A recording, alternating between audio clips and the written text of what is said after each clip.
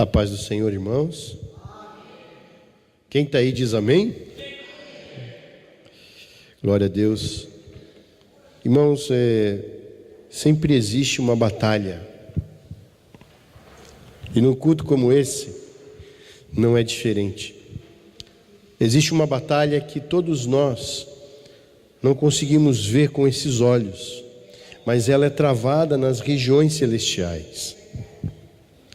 E eu creio que nesse momento, pelos olhos da fé, eu posso ver anjos dissipando as potestades dos ares, para que haja liberdade em nosso meio, para que eu e você possamos entender, compreender o significado do culto dessa manhã.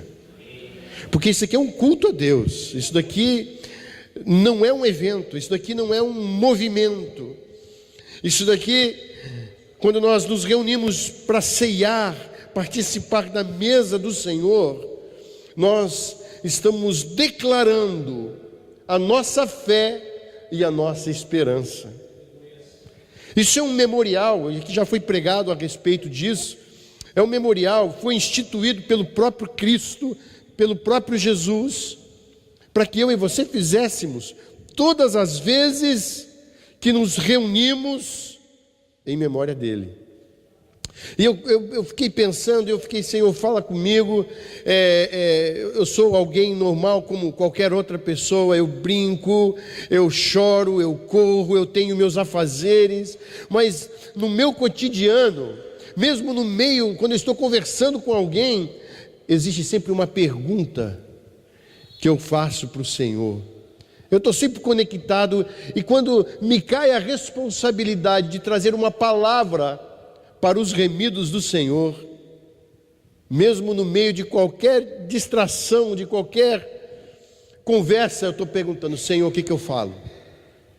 Espírito Santo, me inspire através da sua palavra, que já é inspirada pelo Espírito, mas para trazer um direcionamento, para trazer algo que possa tocar no coração de cada um de nós, a começar de mim.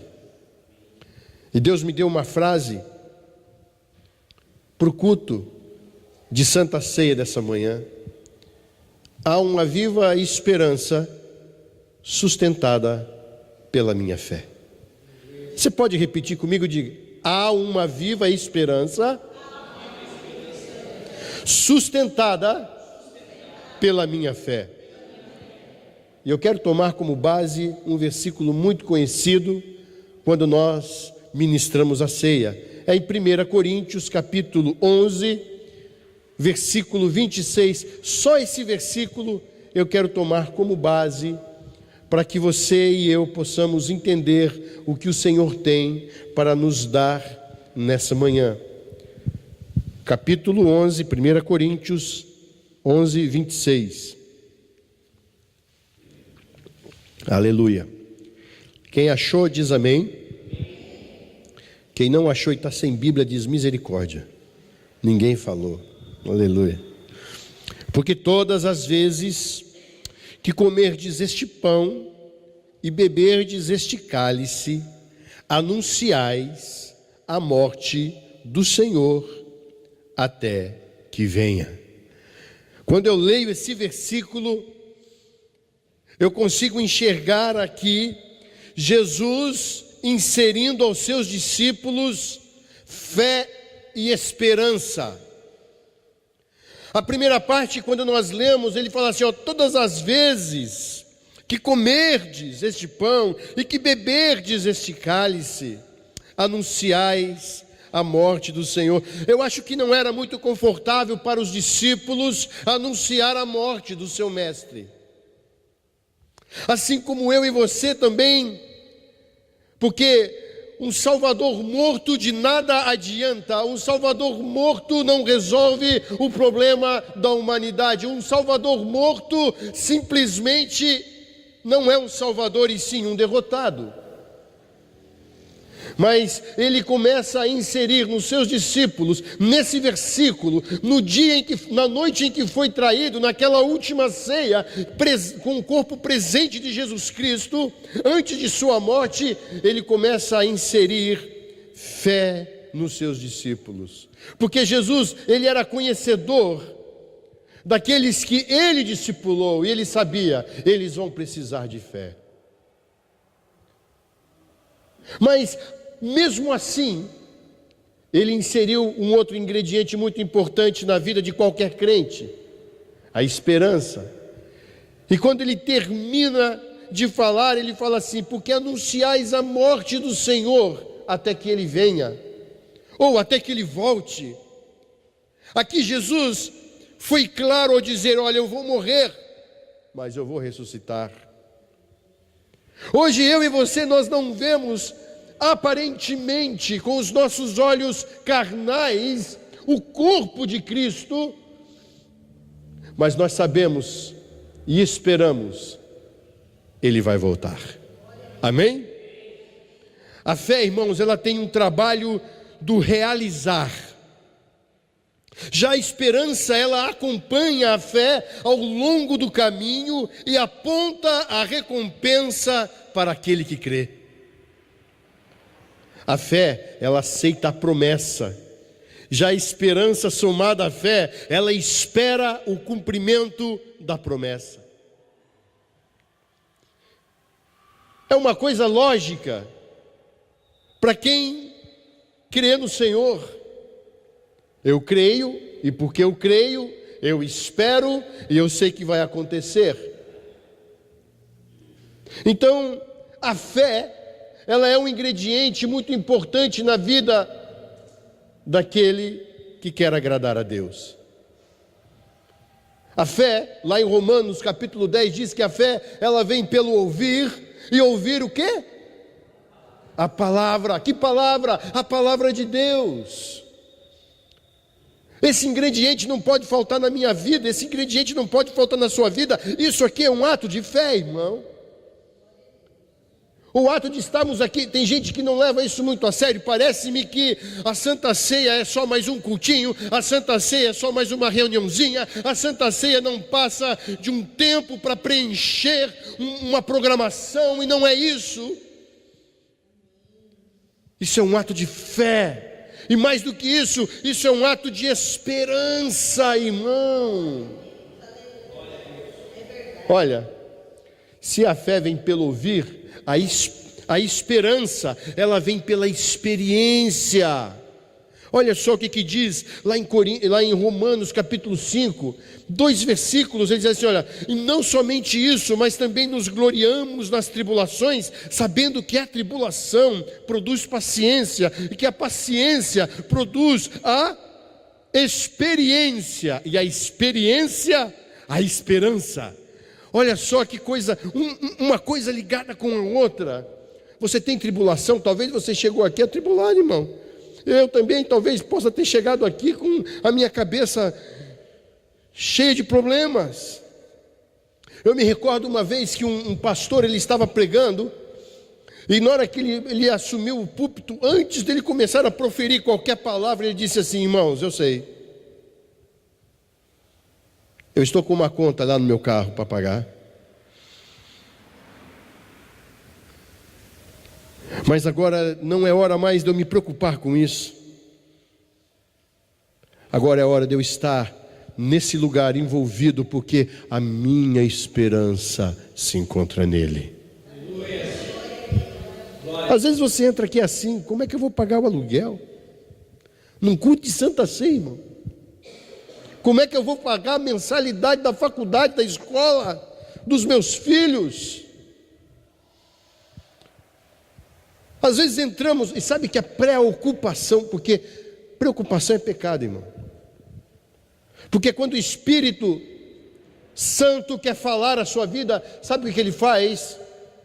Ele quer falar, ele bate na porta, mas você não pode atendê-lo, porque você já está pré-ocupado, você já está ocupado. Vocês já pararam para pensar nessa palavra, preocupação? Ou seja, ninguém pode falar comigo porque eu estou ocupado, filho. Não dá para te dar atenção. E o Espírito Santo hoje bate na minha e na sua porta, dizendo assim: olha, eu quero falar contigo, eu quero que você entenda algumas coisas que são importantes e necessárias para a sua saúde espiritual. Nós esperamos somente em Deus. Ai de mim, se eu esperasse só do meu pastor. Ai de mim, se eu esperasse só do meu pai. Ai de mim, se eu apenas esperasse por algo que é tão natural como eu. Mas a esperança, ela vem pela experiência. Sabe que essa experiência que hoje você vai ter aqui nesse lugar, participando dessa mesa, vai mudar a sua vida? Ai, pastor, eu já sei tantas vezes, mas a palavra de Deus fala que nós devemos viver em novidade de vida. Por mais que me pareça tudo como sempre foi, hoje é diferente. E amanhã será outra coisa, é outra bênção. Deus é um Deus criativo, Ele não vai permitir que você tome coisas repetidas. É por isso que Ele fala, faço nova todas as coisas. E quando Ele fala, faço nova todas as coisas, lá em Apocalipse, é porque é novo, é novidade, irmão.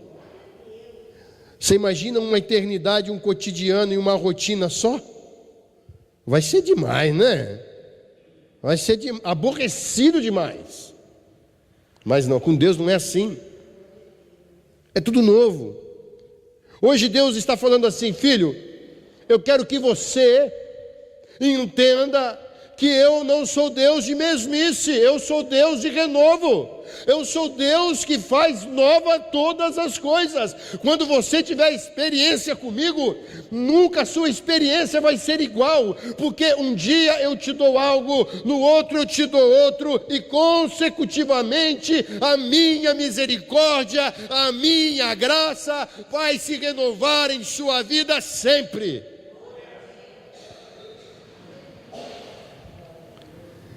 Aí eu paro para pensar, falo: Senhor, como que o Senhor instituiu isso? Essa esperança, se vem através da fé a minha esperança, eu vou esperar o quê? Aí Jesus me leva lá no livro de João, quando Jesus está na cruz, e ele exclama: está consumado. Eu quero que você, se você tivesse, se arremete aí, volta o tempo, como se você fosse um discípulo de Jesus. Um daqueles que andou com ele, João, Pedro, Tiago, André, Simão. Se coloca no lugar deles, tenta voltar agora na sua mente. Não estou querendo fazer regressão aqui não, eu abomino isso, não gosto disso. Mas estou falando assim, eu quero que você use a sua mente para que você possa se colocar no lugar daqueles que estavam presenciando o seu mestre morrendo a morte mais vergonhosa da época. Morte de quem era estuprador, assassino, ladrão. Eles não conseguiam entender direito o que estava acontecendo. Irmãos, o ser humano é emoção. Nós temos emoções. Às vezes as nossas emoções, elas afloram tanto que nós não conseguimos enxergar nem a realidade. E foi isso que aconteceu com os discípulos. Se coloque no lugar deles, vendo o seu mestre pendurado, falando: mas ele prometeu tanta coisa. Ele nos ensinou tantos princípios. O próprio Pedro disse: aonde nós iremos se só tu tens palavras de vida eterna? E quando eu reflito nisso, eu falo assim: como estaria o coração de Pedro? Ele falava de vida eterna, palavras de vida eterna, e agora estava vendo o seu mestre sendo morto em uma cruz. O Evangelho, irmãos, não é complicado, o Evangelho é muito simples. Jesus exclama, e eu creio, existem teologias e teologias, mas eu creio aquilo que o Senhor coloca no meu coração de uma forma clara. Eu creio que foi a última palavra, sim, de Cristo na cruz, foi essa. E ele clama bem alto, está consumado. No grego, tetelestai. E sabe o que significava essa palavra que ele clama na cruz? A primeira coisa, está pago. Tetelestai, essa palavra grega, às vezes quando a Bíblia é traduzida, ela coloca o mais aproximado possível na questão daquilo que nós podemos entender, mas existe por trás dessa palavra uma riqueza de costumes da época. E tetelestai significava está pago. Aí eu vejo lá em Colossenses algo tremendo. Colossenses capítulo 2, versículo 13 e 14. Não precisa ler, irmão, mas eu quero que você preste bem atenção no que está escrito aqui. E a vós outros que estavais mortos pelas vossas transgressões e pela incircuncisão da vossa carne, vos deu juntamente com ele, perdoando todos os delitos, tendo cancelado o escrito de dívida que era contra nós e que constava de ordenanças, o qual nos era prejudicial.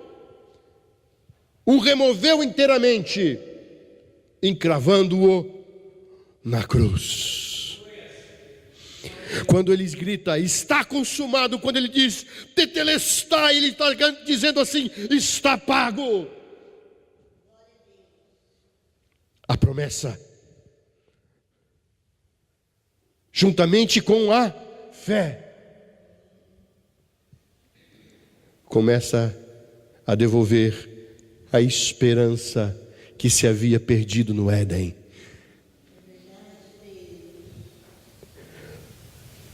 Tinha mais um significado, aliás, tem mais dois significados dessa palavrinha difícil de falar.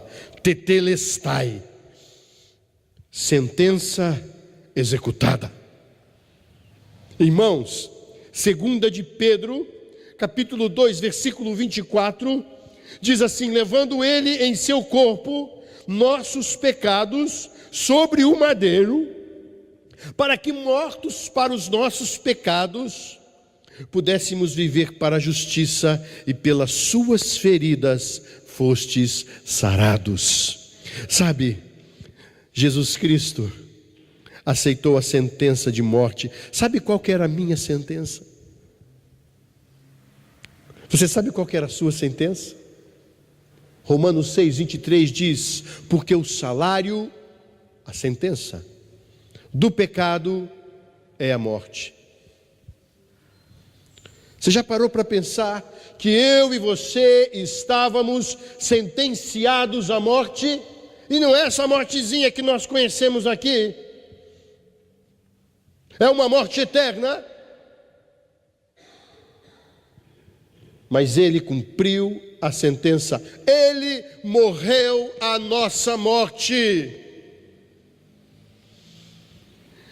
para nos dar a esperança de uma vida eterna. Aleluia. E quando eu vejo tantas invencionices no evangelho contemporâneo, eu vejo que estão se esquecendo que ele na cruz do Calvário disse, está consumado. Mas glória a Deus que essa palavra também significa algo. Se essa palavra parasse aqui, talvez não teria resolvido tudo. Mas quando ele diz está consumado, ele está dizendo vitória. Vitória. Tetelestai significa também vitória, significa está pago, a sentença é consumada, e também está dizendo vitória.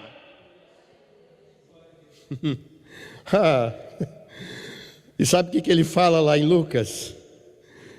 Lucas 24, 46 ao 48, as palavras de Jesus. Ele diz assim: e disse-lhes, assim está escrito, e assim convinha que o Cristo padecesse e ao terceiro dia ressuscitasse dentre os mortos, e que em seu nome se pregasse o arrependimento e a remissão dos pecados em todas as nações, começando em Jerusalém. E destas coisas vós sois testemunhas. Jesus está dizendo assim: olha, eu vou morrer. Está falando para os discípulos, porque convém que eu morra, né? Tem até aquela palavra que o pastor Osmir pregou aqui esses dias atrás, que Pedro fala: jamais, Senhor, né? Nós não permitiremos. Longe, o que Jesus faz? Longe de mim, Satanás. Convém que eu morra e que eu ressuscite ao terceiro dia, dando vitória aos cativos, dando vitória àqueles que precisam de cura, dando vitória sobre o pecado, dando vitória sobre a iniquidade, dando vitória sobre aquilo que fazia a separação entre o homem e Deus. Ele nos traz a esperança de uma vida melhor.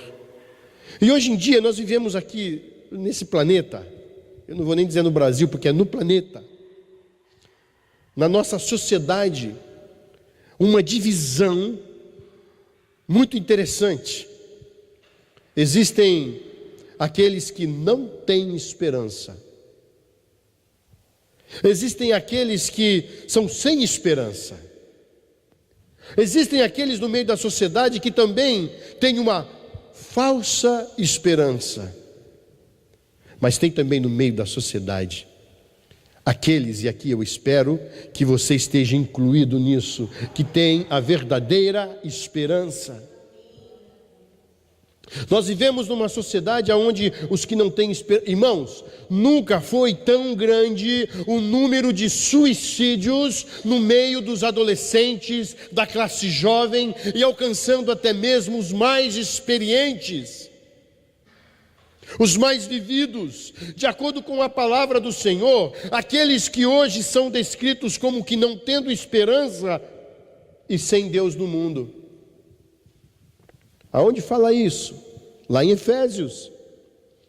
Em Efésios 2, 11 e 12 diz assim: portanto lembrai-vos que vós, noutro tempo, éreis gentis na carne e chamados incircuncisos, pelos que na carne chamam-se circuncisão, feita por mão de homens, que naquele tempo estavais sem Cristo, separados da comunidade de Israel, estranhos à aliança da promessa, não tendo esperança.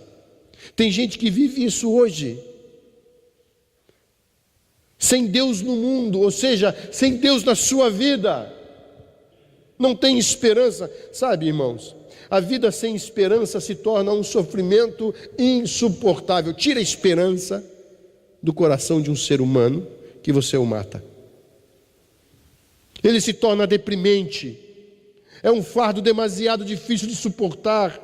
A ausência de esperança gera tristeza, desânimo, insônia ou sono demasiado, pensamentos negativos e pessimistas, gera inquietação, gera irritabilidade, sentimento de culpa, sabe? A autoestima não é nem alta, é baixa estima, sentimentos de insegurança. Os pensamentos só são pensamentos de suicídio. As pessoas sem esperança são assim. Aí você pode me perguntar: pastor, mas será que é tudo isso mesmo? Irmãos, é só você abrir os seus olhos para que você possa enxergar o que está ao nosso redor. As pessoas não esperam por mais nada. Elas simplesmente, e a grande maioria, É a grande maioria. Olha as drogas. Sabe as pessoas que se enfiam nas drogas? São pessoas que não têm esperança. Têm procurado preencher um vazio dentro de si, que só Jesus pode enchê-lo, que só Jesus pode completá-lo. Mas existem também aqueles que têm a falsa esperança. Eu acho que esses são mais até difíceis. Porque a palavra de Deus diz que nem todo aquele que me diz Senhor, Senhor, herdará o reino dos céus. Tem aquele camarada que é bem intencionado. Ele vem nesse lugar e ele olha para esse lugar e ele fala: eu quero ajudar aqui. Já aconteceu. Eu creio que essa igreja não é única. Esse ministério não é único. Já aconteceu lá no Japão, já aconteceu aqui, já aconteceu nos Estados Unidos. De pessoas que entram se achando a última Coca-Cola do deserto. Eu vou fazer diferença. E acham que vão herdar o reino dos céus. Mas a palavra diz, Jesus Cristo diz, que naquele grande dia Ele vai dizer assim: apartai-vos de mim, malditos, eu não vos conheço. Eles têm essa esperança. Irmãos, quem aqui não quer ser salvo? Todos nós queremos. Alguém aqui, né? Meu pai, ele é assim, ele é muito brincalhão. E ele estava contando uma história para mim. É claro, é uma história fictícia. Disse que o pastor perguntou do púlpito: quem quer ir para o inferno? E tinha um bêbado no meio da congregação. E o pastor ficava assim: quem quer ir para o inferno? Levanta a mão aí. Aí o bêbado falou assim: é só eu e o pastor mesmo. Porque ele levantou a mão. Mas ele só falou aquilo porque ele estava bêbado. Ele estava sem consciência do que estava dizendo. Mas eu pergunto: você quer ir para o inferno? Alguém aqui tem esse desejo de ir para o inferno? Ninguém quer ir para o inferno, irmão. O medo de ir para o inferno é tanto que tem gente que não acredita no inferno. Fala assim: o inferno não existe. Aí joga, sabe o que? Pega, Deus é amor. Jamais Ele colocaria alguém no inferno. Ele é amor, mas o amor dele culmina com a justiça. Ele é amor, Ele é justiça. A essência de Deus, irmãos. Não se deixem enganar. Se você está perdendo tempo na igreja, ai, como que o pastor fala isso de púlpito? Mandando os outros embora da igreja. Não, você está perdendo o seu tempo.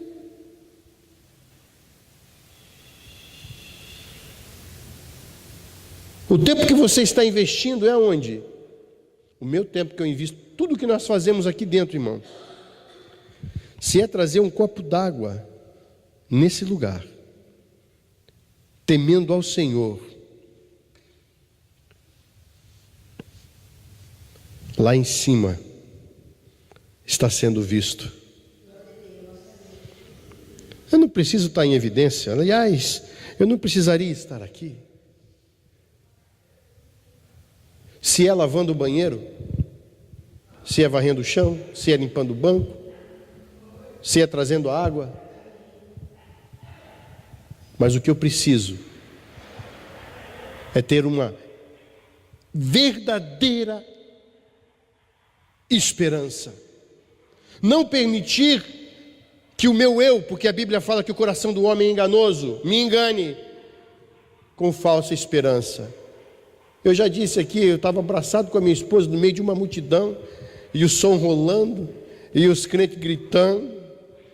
E eu falei: mulher, se Jesus vem agora. Agora existem aqueles, e eu vou terminar aqui. Existem aqueles que têm uma verdadeira esperança. Aleluia. E eu espero que esses sejamos nós. Pastor, o governo está de mal a pior. Eu não espero no governo, eu espero nele. Ele me disse, nós vamos voltar lá para o versículo que eu tomei como base: até que venha, até que volte, eu aguardo a sua volta, Senhor. O mundo está de cabeça para baixo, mesmo assim eu não desisto do Senhor, porque eu te amo. O Senhor me amou primeiro, eu espero em ti. Tudo que tenho, tudo que sou, anela por ti, espera por ti. O Senhor é a minha riqueza. A coisa está feia, tá, irmão? Em quem que eu tenho esperado?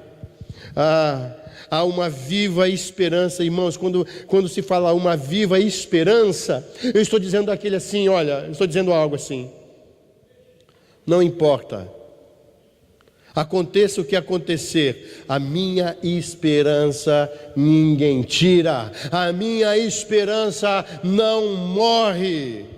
Ontem estive com uma tia que tem 82 anos, eu falei, não, mas quanto tempo de vida, mas ela está viva e está ali querendo viver, a esperança de viver, irmãos, a esperança não morre. Você pode estar com 80, 90, 100, 110, 120, não importa, a sua esperança tem que ser uma esperança viva e não uma esperança morta, uma esperança que espera em outras coisas, uma esperança que dá abertura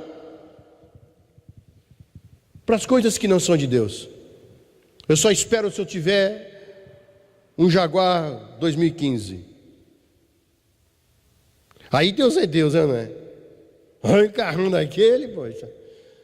Eu só espero se Deus me der, uma mansão, um palácio com piscina, com hidromassagem, aí eu espero em Deus, né? O povo de Deus hoje em dia é fácil esperar assim. Agora, eu espero em Deus, independente do que aconteça, é quando eu venho na casa do Senhor, olho para todos os símbolos dessa mesa, e pelos olhos da fé eu contemplo o Mestre, dizendo: olha, esse é o meu corpo, esse é o meu sangue. Eu vim aqui para te dizer, filho, que há esperança. Eu venho te dizer aqui, filho, que mesmo que o seu diagnóstico seja a morte por uma enfermidade letal, eu sou a esperança. Nós podemos confiar nele. Porque na noite que ele foi traído, sabendo tudo que ele iria passar, ele levantou o pão e deu graça. Talvez o seu prato de comida seja um arroz puro, sem ovo. Levanta ele na tua mesa e dá graça. Quando ele levanta aquele cálice, ele dá graça, simbolizando o seu próprio sangue e o seu sofrimento. Isso é profundo demais para mim. Saber que o meu Mestre e o meu Senhor agradeceu pelo sofrimento que ele iria ter por mim. É por isso que eu me considero importante, porque ele me amou. Se você entrou aqui depressivo, saiba que é incalculável o preço da gratidão de Cristo por morrer em seu lugar. O Evangelho não é nenhuma historinha inventada por animadores de cinema. É uma história real. Isto nós fazemos em memória dele. Eu quero convidá-lo que você fique de pé, por favor. Enquanto o pastor Osmir, eu só quero fazer uma oração com você. Feche os seus olhos, por favor. Não permita que nada, esse momento é um momento tão santo e tão íntimo na presença dele. Eu quero orar por você nessa manhã. Antes de você participar dessa mesa, eu quero orar por você. Eu não quero que você venha aqui à frente.